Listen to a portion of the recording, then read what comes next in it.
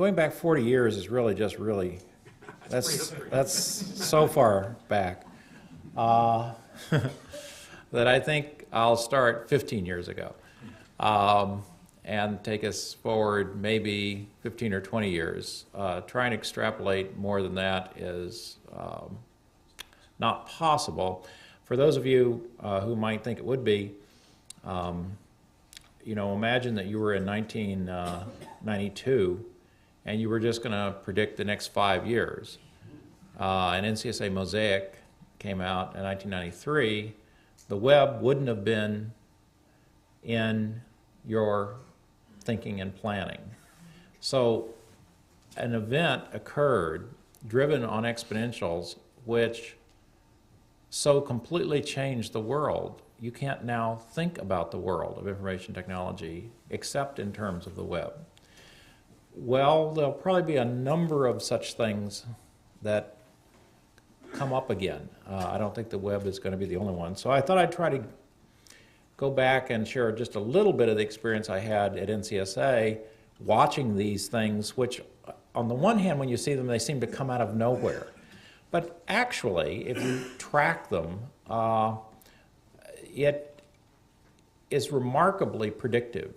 Moore's law, for instance, which says that the speed of a PC doubles, say, every year to 18 months, or for the same amount of money, you know, you get either more speed or you can spend less money and get the same speed. You go back to 1985, and this was a baby picture, my first supercomputer. Cost $8 million. There was a similar one that was put here, just right across the walk, by Sid Karen. I remember that we had to dig a trench to the Illinois Power substation because if we tried to plug it into the campus grid, we would experience the same problems that California is experiencing today for a different reason. But for $8 million, this, of course, there were only a few elite scientists in the country. In fact, until Sid and I had the notion, along with Ken Wilson, Nobel Prize winner in physics, who also later built a center at Cornell, we had this notion of making these available to academics. Now, I know it seems sort of hard to believe that only 15 years ago, the only place you could get access to these supercomputers was to do what I had to do in the 70s, which is to get a top secret nuclear weapons clearance to be able to go and live between the cracks and get access to spare cycles that were left over from designing bombs. There was a policy that these things were so powerful that they could only be put in the hands of the military or the DOE. And so there were a lot of people that were a little nervous about my notion of making them available to universities. Certainly, the leading lights at the time argued very strongly that universities wouldn't have a clue what to do with them. They certainly wouldn't be responsible enough to imagine actually putting one in a university. And so it's hard to think now, but this was radical politics in a way. So we then start out to build what later became the internet. Again, the Defense Department had, for various reasons, developed something called ARPANET technology, which hooked a number of the computer science schools together and some of the military. But there was no production networking only 15 years ago. And so the first thing the NSF did after it made this national competition, and not only did Sid and I win, there was 3 others eventually that were put in place, then they decided, well, let's just hook those together so people, say a chemist who's using a San Diego supercomputer might want to move his files over to Illinois, and then because maybe we had a different kind of machine and so forth. So we said, we'll make this giant, you know, it's like putting Highway 40 across the country for the first time. You know, this was the giant super highway of communication. It was 56 kilobits. So 15 years ago, this was the super highway across the country we were doing this amazing idea that we were going to bring sort of this Promethean event of bringing fire to the minds and the universities. Well, of course, now every laptop for $1,000, $2,000 has more memory and more speed than that supercomputer. And every laptop has a 56 kilobit modem you don't even think about. So every citizen now can own what only the top nuclear weapons labs and defense establishments in the world had only 15 years ago. So for instance, in just a few years, this is the late 80s, this is a computer artist that actually, Donna Cox, that worked at our center, that got the big database of all of the traffic on the NSFNET, and you can see that it'd grown into the big backbone, and those were all the links to the universities, and this was only, maybe 3 or 4 years later.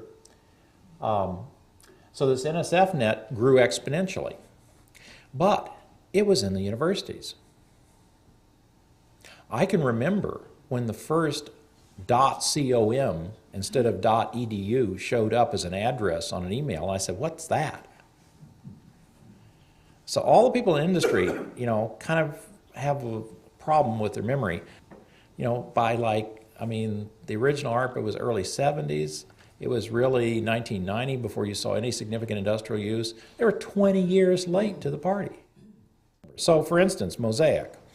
Again, it was a particle physics laboratory in Switzerland where Tim Berners-Lee first, to put his physics preprints up, right, on the net, developed the web protocols. It was then in 1993 that Mark Andreessen and Eric Bina and a number of other folks Mark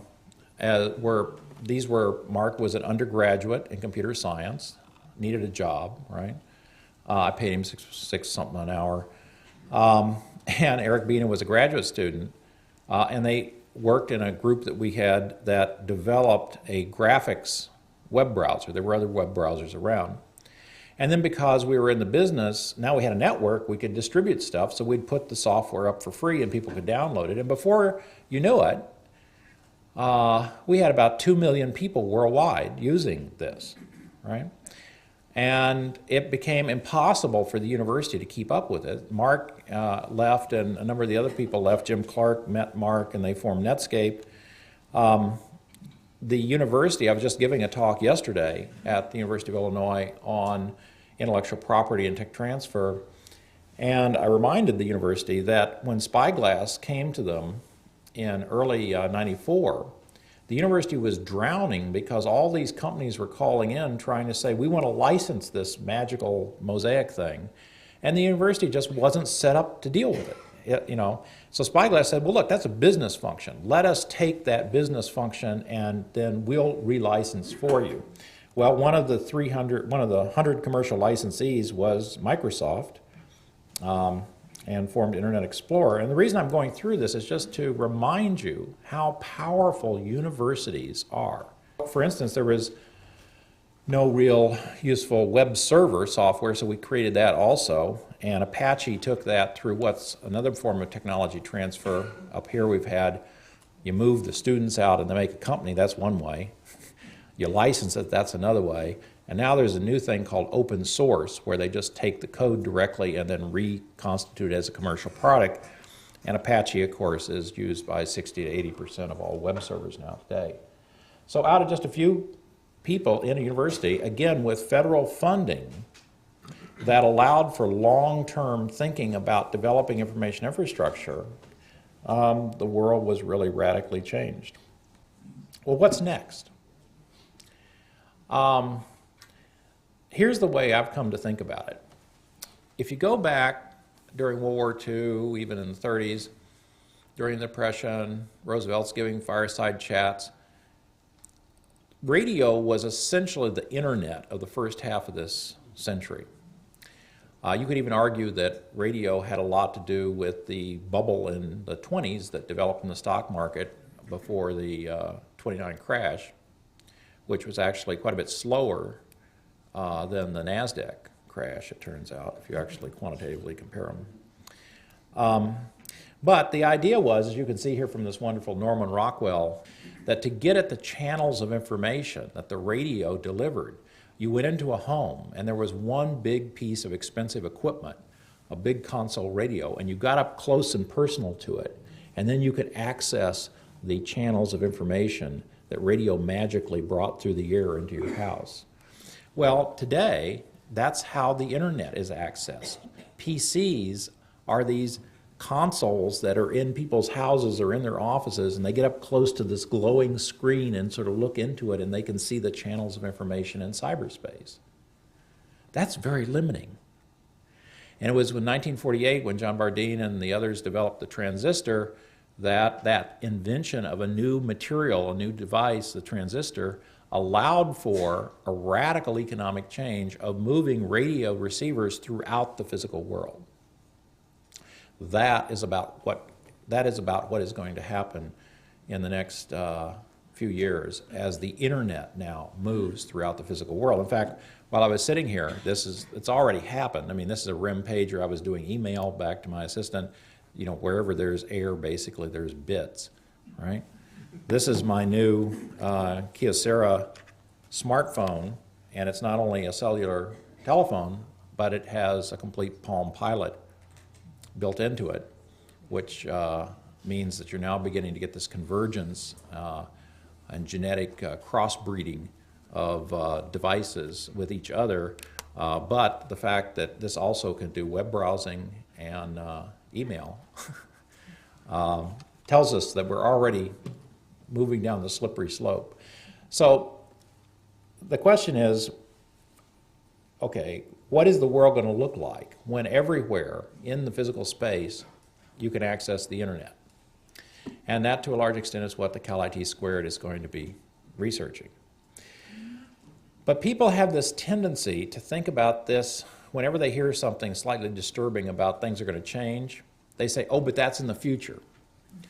Well, on large parts of this campus right now, you can get 11 megabits a second into your PC. This little card here, this Lucent card,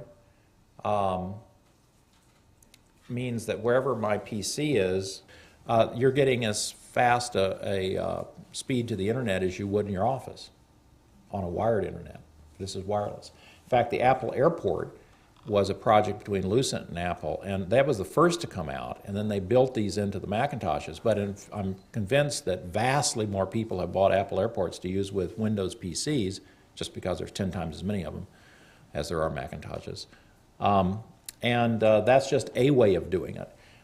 So before long, there's just going to be these watering holes of high bandwidth to the internet. Okay? So when you hear about the telephone companies are going to bring you this, the so-called 3G, you're hearing more about the third generation of cellular. You know, the first generation was analog cellular, which a lot of people still have. Then the second was digital, and now the third has the internet all the time built into the digital environment. Well, there's roughly several hundred telecommunication companies in San Diego, and the San Diego Telecom Council had a meeting the other day in which they were talking about this, and they said maybe 2005, 2006, it'll be 128 kilobits, and you pay by the minute. Well, this is 11 megabits, 100 times that speed, and it's free, you know. So there's something wrong about this picture, right? So instead of waiting for 2005 for the future to be here, you know, it's here now. And Bill Gibson, who did Neuromancer and who coined the term cyberspace and is one of the most influential science fiction writers in our thinking about what this new world is going to be like, said that the future is already here. It's just unevenly distributed. Okay. So what I've done is I've turned that into a policy that in first the supercomputer centers and now in this new institute, we live in the future. And you can live in the future because an exponential means if you pay $8 million for something that 10 or 15 years later gets down to $1,000 where it can become mass market, you are living with that capability 10 or 15 years before the mass market. So you have that extra time. It's like a time machine. It lets you devise all of the applications, the new services, see how people do things differently. Okay? And so that's the technique that we use in one of the 4 centers that the governor has called for. So we're actually going to have our first summit of the 3 of these have been funded and have their first year funding. The Berkeley-led one is being asked, the legislature is being asked for the money for that right now. And they cover nanotechnologies, which I'll speak about just a little bit, biotechnology, which I'll speak about some. We're doing some of that in both of those in ours, and then we're focusing on telecommunications and information technology. And in particular, we're focusing on the new internet, the wireless internet. I won't talk so much tonight about the optical network and photonics you hear so much about, but we're building up a major group of photonic engineers, and we're building out large-scale test beds of this. But it's basically, you're here at the end of 20 years of an S-curve of technology in which the end result is 500 million PCs at the end, as being the endpoints of a wired internet. And since you're at the top of the S-curve, that's why, one of the main reasons why we're having so much trouble in the stock market now. So much of the stock market is built around Intel, Microsoft, Cisco, Dell. These are all companies that are at the end of a technology expansion from nobody having them to everybody having them. And so it's hard, of course, to keep the growth rate going. Well, this new internet is at this takeoff of the S-curve, and so that's a whole cluster of things that are going to be high growth for the next 10 or 20 years. So one of the things we're going to do in our institute is just, first of all, capture the future. So we're going to start with this campus, and of course this institute is between UCSD and UC Irvine, about 70% here and 30% there. For every time I show you what we're doing, you can assume that they're doing a similar thing. So we're actually now working with some of the optical vendors to put fiber optic connecting, say, the medical school, the Supercomputer Center, the computer science, the School of Engineering. And the speeds here, it's sort of hard to imagine these, but it's measured in billions of bits per second. Okay? Remember, your modem is 56,000 bits a second. And Ethernet is anywhere from 10 to 100 million bits. And this is going to go from a few billion to 1,000 billion bits per second over the next 5 to 10 years.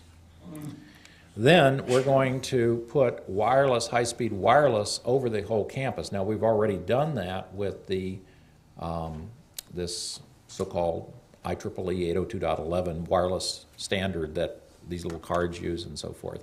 But we're also working with some of our partners like Qualcomm and others to look at the next generation of high-speed wireless. And then we're putting very high-speed links to the rest of the world. That means to the other universities, Internet 2, the commodity Internet, and then, of course, we're going to have especially high speed up to Irvine so that between Irvine and San Diego, we can live in the future. Our students can live in the future. When Erwin Jacobs, who naturally enough was our first donor of our industrial partner, and he put $15 million over the next 4 years into the institute. I had asked him, what is it that he could, as a hard-nosed businessman, what would give him the most return on investment? And I think we got a very, very interesting and wise answer. He said, the thing that would help me the most is if you can put this high bandwidth internet wireless over the campus and then encourage 10 or 20,000 students to live in that environment and figure out what to do with it. Because those are the new services, the new industries that will arise on top of that new infrastructure. Very, very insightful comment. Well, it's not just the new internet being wireless. It's that the PCs are no longer the dominant endpoint. Now, 500 million personal computers sounds like a lot, right? But within a couple of years, there's going to be over 1 billion cell phones, of which, say, 3/4 of them are on the internet all the time. And that's just one kind of device. But what is going to be out there, probably in the tens of billions, are a whole new world of sensors and actuators. And I'm going to talk a little bit about how wildly different the world is going to be as a result of that. But let me show you from Irvine. These are some microphotographs. Notice that the scale here, that's the 2 arrowheads, that's about the size of a human hair. You can have fluids and gates in the fluids. You can have, that's an accelerometer like is in all of your airbag in your car. That's a thing that determines that you've just accelerated enough that it should deploy the airbag and blow your windows out. Mirrors, lasers, etc. So there's this like toolkit that is at roughly the millimeter to micron. A micron is 1,000th of a millimeter. And so that's more or less that scale in which this sort of thing is going on. But that's just the start.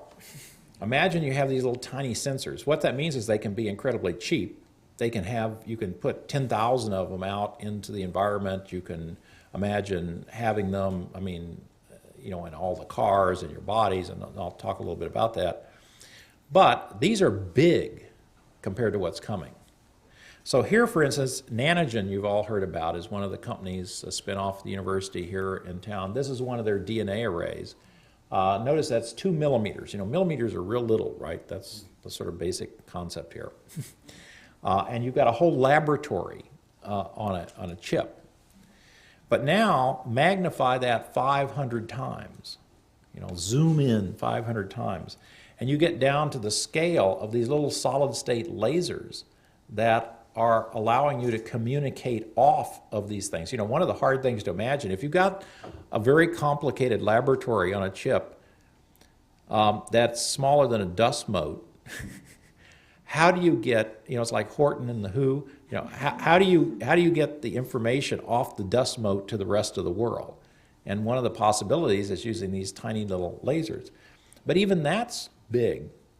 Multiply that down to 400 times smaller than that. And this is why 1/3 of the cost of the new building here is going to be for clean rooms, which we don't have on this campus, to allow to bring some of the best facilities in Southern California for a whole new generation of microscopes, nanofabrication facilities, microanalysis facilities that our faculty and industrial partners can use. Because at that scale, okay, here you're down now in nanometers. That's 1 billionth of a meter. This is 5 billionths of a meter. On that scale, this is a full virus. This is what gives you a cold. This is the human rhinovirus. And those are individual atoms on the protein coat that makes up the rhinovirus. Over there, you see an experiment that IBM did, and a lot of other folks have now gone and done things like this. These are individual iron atoms, and the little yellow spikes are the quantum wave functions of those individual atoms on a copper surface. So, you know, remember when you were in school, they told you couldn't see atoms, you know, they were too small? Well, they were wrong. But they're always wrong. I mean, that's what makes it interesting. Now, the amazing thing here, look at this. These are on the same scale. Notice that at this scale, this isn't really biological, and this is somehow physics, right? I mean, at a nanoscale, an atom is about 1/10 of a nanometer. So at this scale, there's just a pile of atoms. And all these disciplines that humans have created, you know, they're not there in nature. At this scale, all this washes away. And so we're going to have to train a whole new generation of students to unlearn all of the categorization and stovepipes that academic researchers have put in place so that they are just going to think quantum mechanically. And whether it's doing a physics thing or a bio thing or an engineering thing, it's not different, right? There's just like a big Lego set. And so there's this, I believe in this space, you're going to see phenomenal invention over the next several decades because we've never been here before. And many of you know that for many years, Drexler, lots of people have talked about this. Richard Feynman, you know, probably the smartest human, maybe other than Einstein this century, in 1959, 40 years ago, worked it in somehow. He gave a talk on there's plenty of room at the bottom.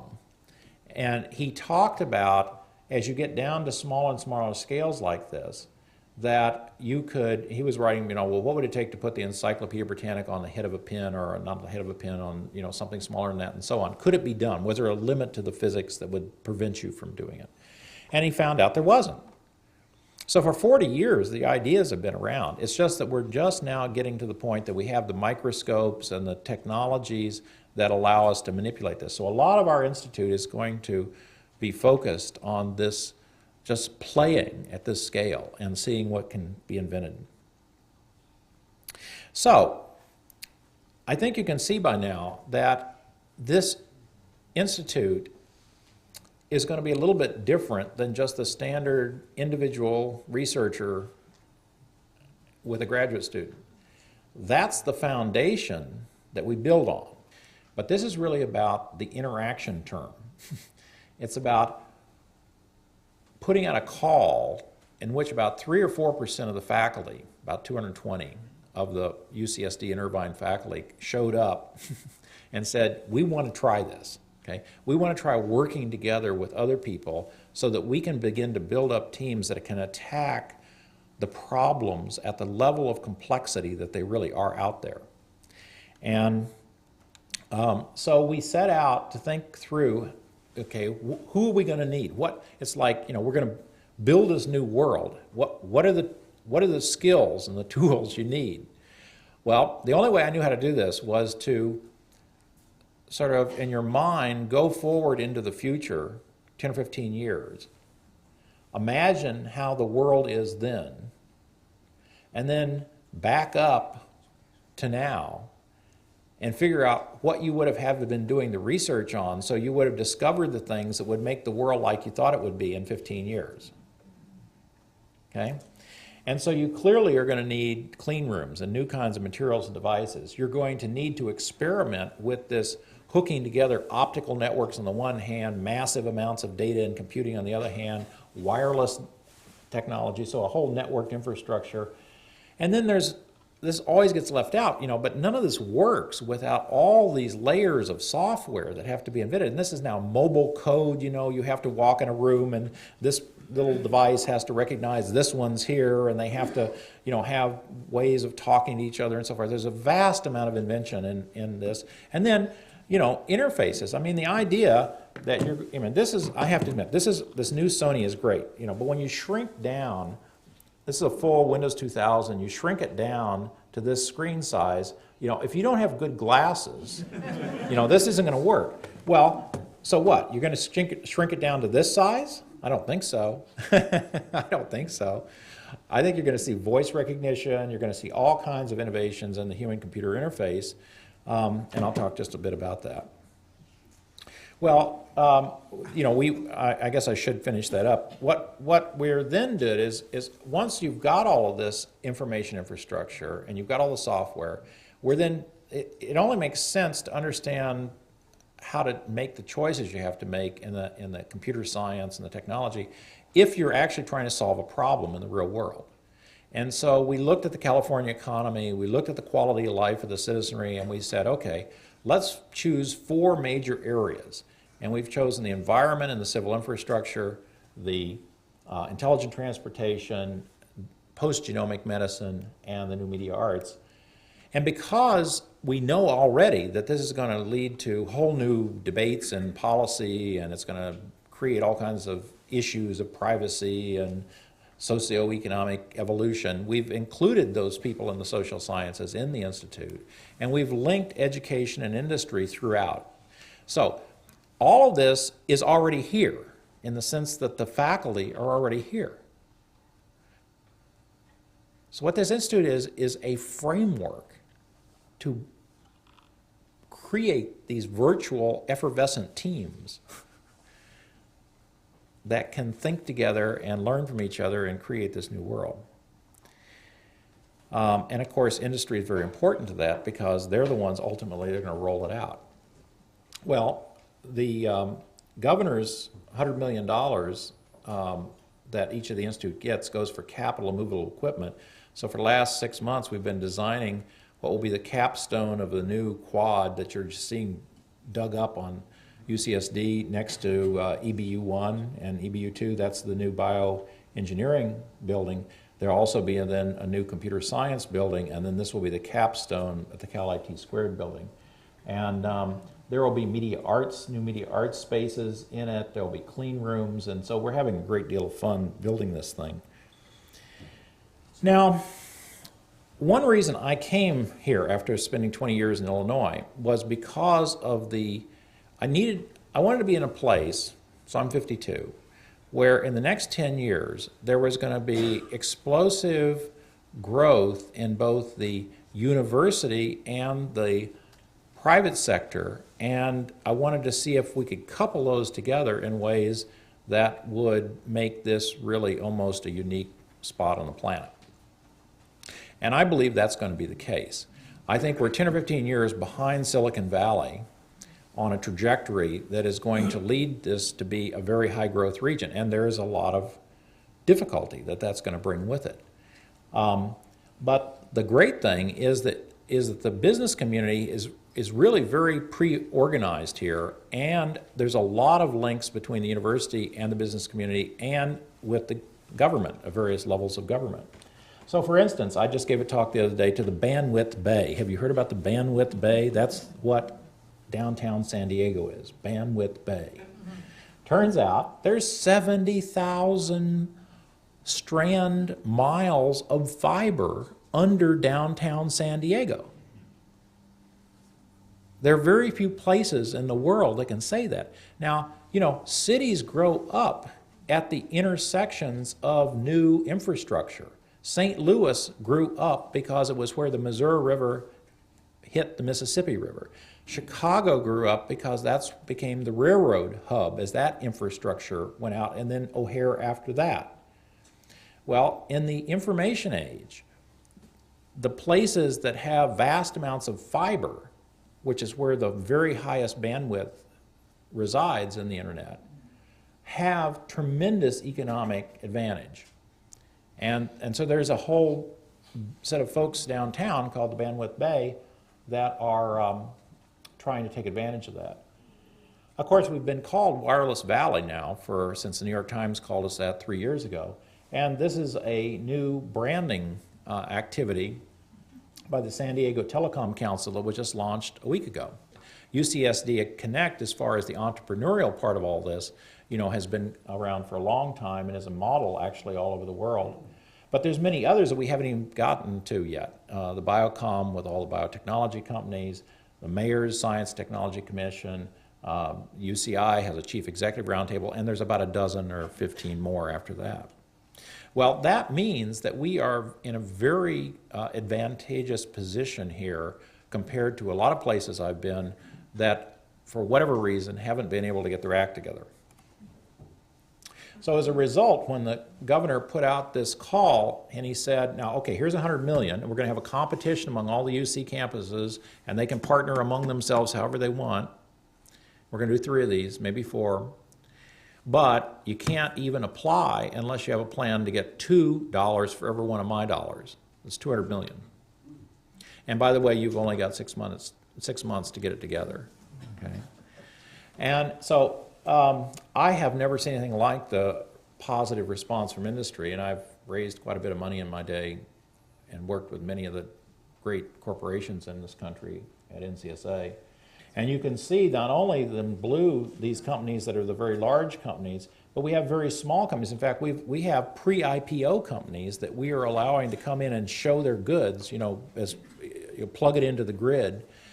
We have in the red a number of the investment companies. We hope to make an investment council. UCSD Connect will probably facilitate that so that we can increase the number of channels for technology transfer. Notice that we've covered all the different areas we're going to have to cover of this new internet, but also many of the application areas. As I said, it was 140 million. There's another 60 million from private donors and the campuses. So altogether, it's about 300 million before we go to the federal government. Well, the other thing I think is very much of a surprise is that if you look at how the industry wants to spend its money here, it's very far-sighted. Endowed chairs.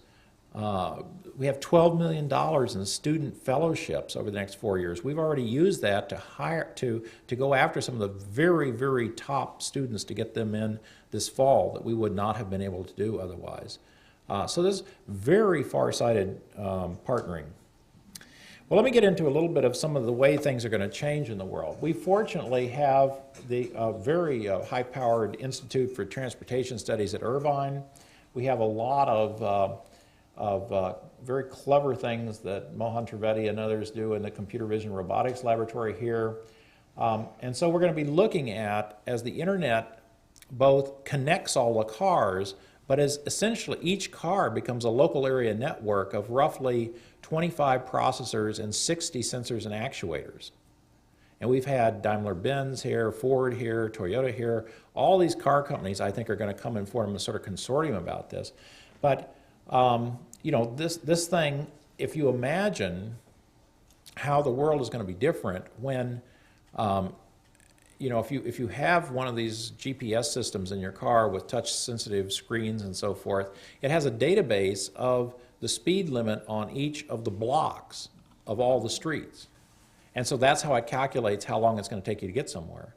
But if the internet's there, those can be updated by the actual speed, like Torrey Pines this afternoon. God.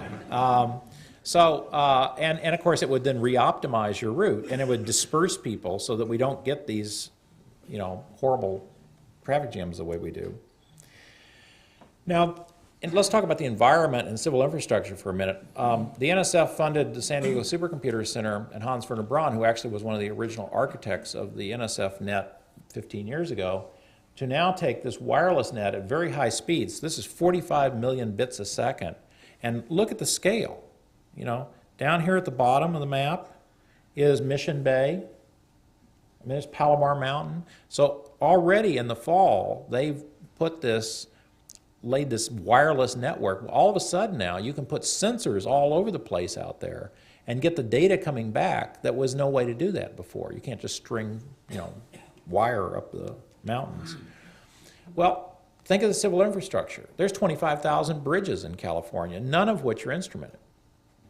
Now, here's what happens when there's an earthquake. And Friedrich Seibel, who's the head of the structural engineering department here, is the person who's the chair of the panel that every time there's an earthquake in California, he works with Caltrans to figure out how to retrofit the bridges and highways and everything. So we're working with them to bring the wireless sensors to the bridges. Now, if you imagine a giant database being taken every second from the stresses and strains on different parts of the bridges as the heavy trucks go over and the little light earth motions happen, well, earthquakes come in logarithmic scales called the Richter scale. And so you gradually begin to get a lifetime record that's an individual signature of each bridge. Because, if this pillar, say, is on liquefying sand and this one's on rock, that's way different than some other bridge, right? And so you're going to actually be able to take these as individuals and understand then when there is an earthquake, by having an artificial intelligence data mining software go into this giant database, it'll tell you instantly whether or not that bridge is safe or not. Right now, when the National Guard came into Seattle, they're sitting around saying, okay, so do we open this street or not? I mean, you can't look through the concrete and tell whether it's fractured. So the triage is the biggest problem with emergency response. And of course, it's sort of funny because there's a lack of physics or understanding here. There's just a lack of data. And why is there a lack of data? There's nowhere to get the data to somewhere. And that's what the wireless internet and these new sensors will change. So what I'm really interested in is, having run a national program for 15 years, it is so rewarding to only have to worry about Southern California. So this may seem big to you, but from what I'm used to, this is really, really small. And so we want to bring that whole area into cyberspace. That is, take all the data that defines the water system, the ecological system, the geological system, the air quality, the highways, the oil lines, the electrical power lines, basically the whole thing, into a environment that one can then use digital techniques to understand it, and then focus with the appropriate groups in the community who are already worrying about these things on the future of this wonderful region that is going to be subjected, whether we like it or not, to enormous growth over the next 10 or 15 years. And if you've been to Silicon Valley in the last year or two, you'll see what happens when you don't find the will as a community to make decisions on infrastructure early enough that you can have sustainable development. Now, I was talking to somebody up there and they said, well, you folks still have a chance. But the window is very small. How many of you have heard, that 1 million people are going to come to San Diego County in the next 10 or 20 years? Okay? Well, I was talking to folks down in the city government that worry about transportation, and they said, well, let's see, 1 million people, that's 700,000 cars, that's 1,000 extra miles of parking to have one parking spot for each of the cars. That's not talking about driving them anywhere.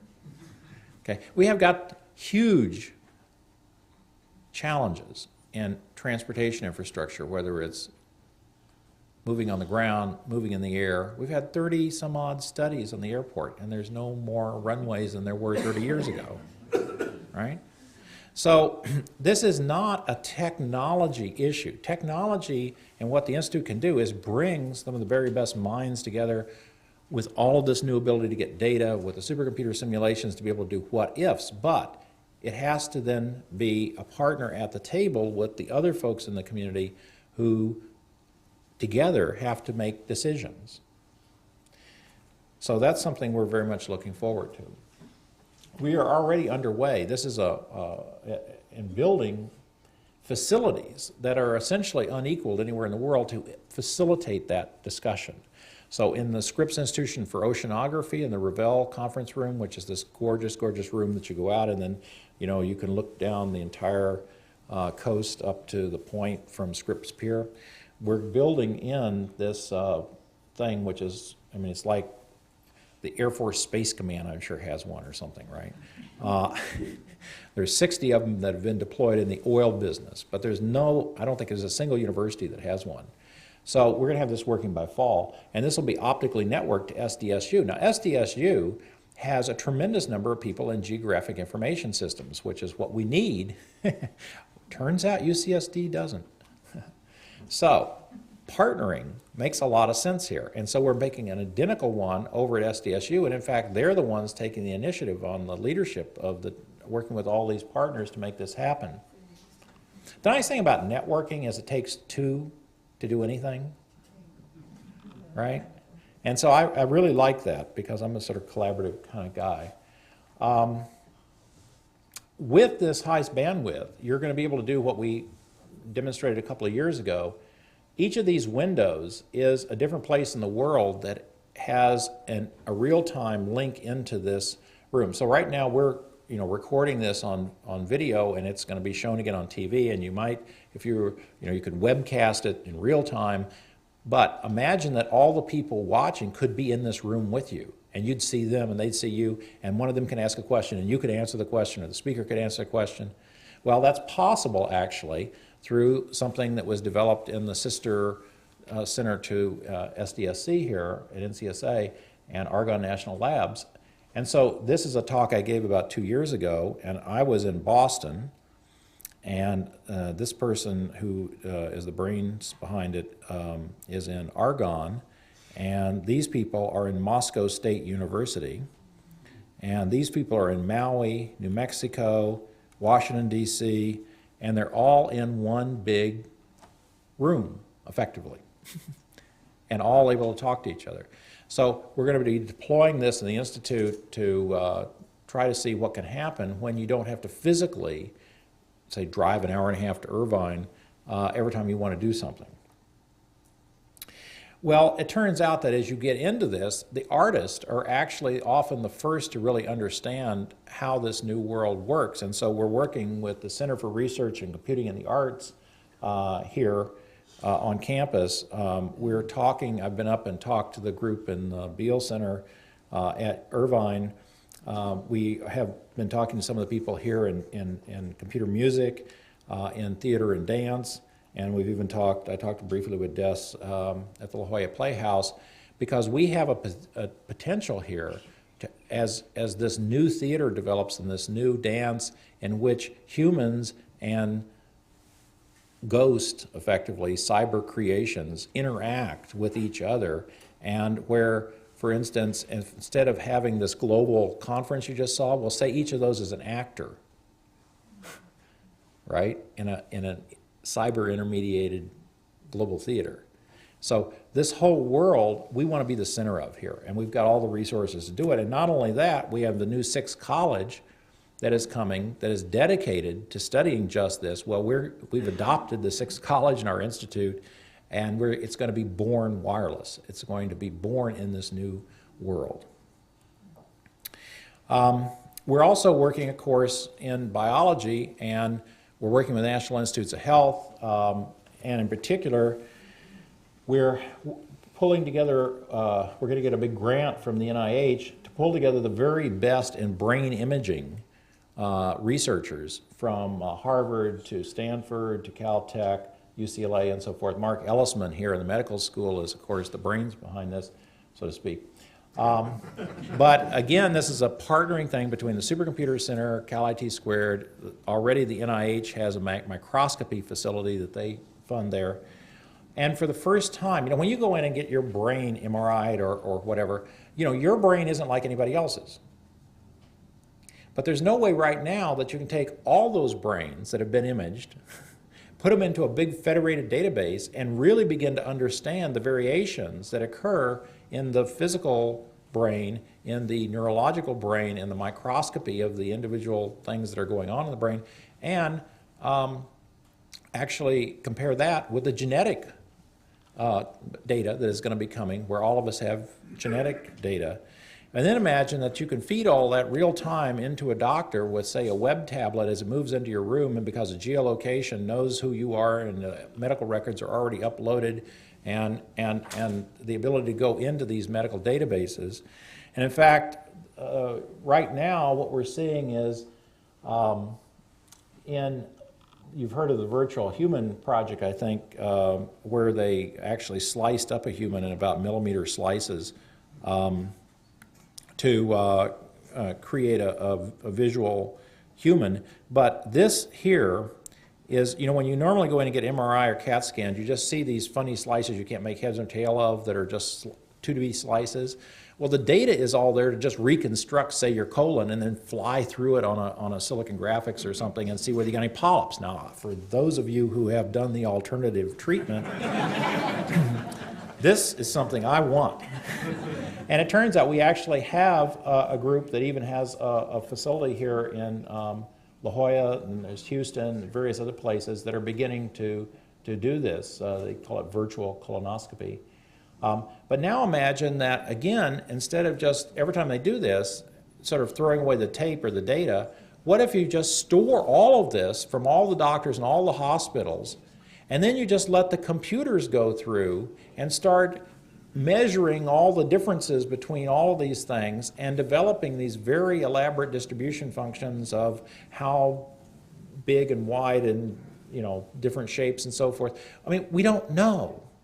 That's crazy. I mean, how can we not know about our own species? And for the first time, this is going to be possible. But it gets even better because as you go to these new microtechnologies, you can, this is a very big thing.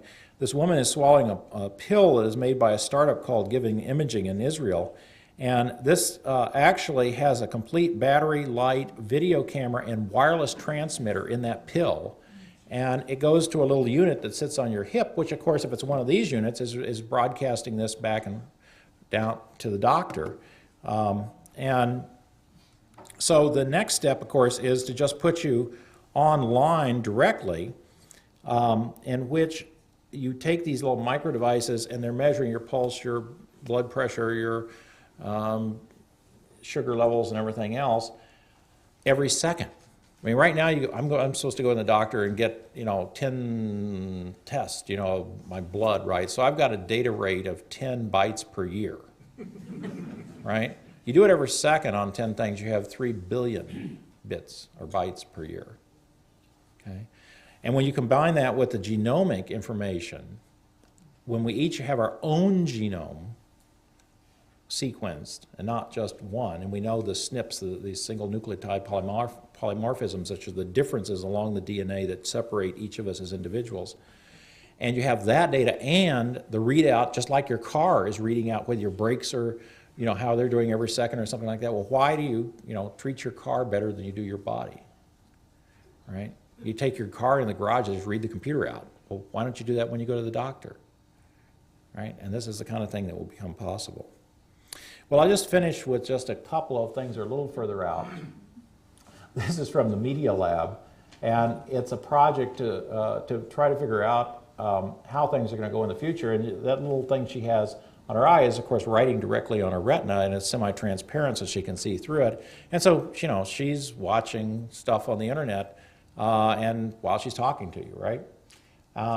And so how do you know whether people are on the internet? Basically, it's just going to be wired into your body. And there's all these wearable computer things that are coming now. But it gets very strange when you get into this multiplayer game. This is EverQuest.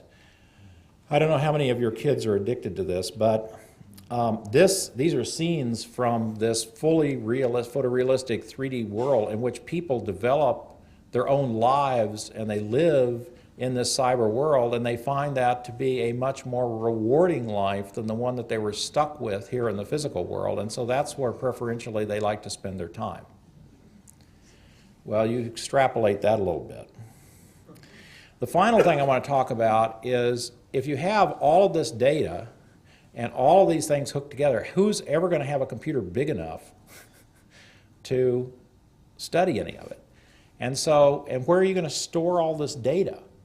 Right? It's just vastly more than the San Diego Supercomputer Center even stores, and it's got more than almost anywhere.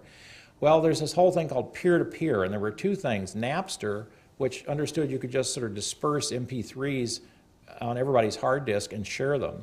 And now peer-to-peer computing, which is going out and grabbing all the cycles on PCs, particularly as more homes come onto the net, and use them to make a collective computer.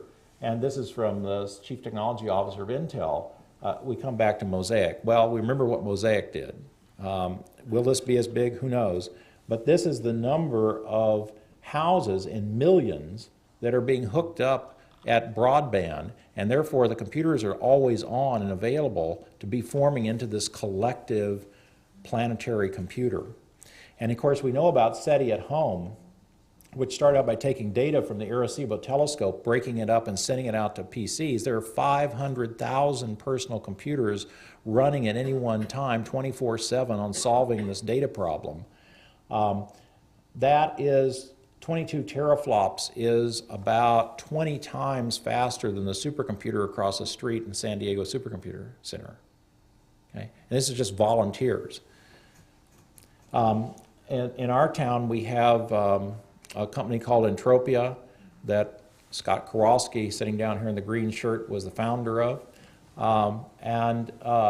It's now able to take molecules and dock them with potential drug molecules with proteins, say on the AIDS virus. And this has grown from just being put out in the fall to where there's now almost 20,000 PCs working on it. So my last two slides are as follows. take these trends and move them forward in time. It's real simple since you've already got 500,000 working on SETI. It's not hard to believe you're going to have 1 million PCs working on something. Well, these are, remember, gigahertz, Pentium 4s? Gigahertz means 1 billion operations a second. Giga, billion operations per second. Okay? Now, let's multiply that times 1 million. Well, a tera operation is 1 trillion operations. That's 1,000 times. So they made this word a pettah. And so a pettah is 1 million billion operations per second. And that's what this collective planetary computer will be capable of. Well, it turns out, just coincidentally, that your brain in hardware runs at about that speed. Now, you've got very interesting software, right? And so that's, but, you know, it's like, maybe we better watch this space, okay? And so that's why all of a sudden you're, you know, like 15 years ago, Moravec started, he really understood this probably before anyone. Koza at Stanford is doing a lot on evolution of software. Kurzweil is a great book. If you haven't read it, you need to read it. The Era of Spiritual Machines. He forecasts through the next century what's going to happen. And then, of course, Bill Joy's article in Wired, which set off an international debate on whether humans are really going to be needed in the future. There's actually now, I found on the web, there's 2 new words I learned, transhumanism, and that's the transition beyond humans, and then post-humanism. And I feel I'm sort of a transhumanist, but who knows? Well, why, you know, we come back to the 40-40. So this actually is the whole century in powers of 10, the speed of various computers, and it doesn't matter whether you can read any of them.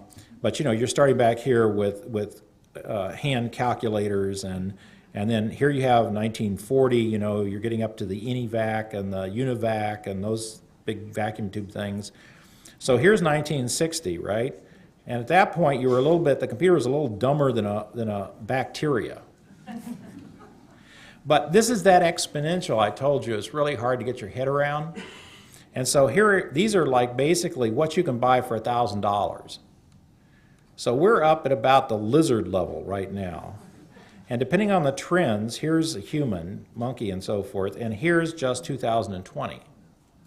Okay? But this is, of course, the equivalent power of a single PC, and we're going to have 1 million of them hooked together through companies like Intropia. So we're going to short circuit the jump. We're going to be able to make the jump to light speed in the next 2 or 3 years. There's not nearly enough people thinking about the implications of that for the future. Thank you.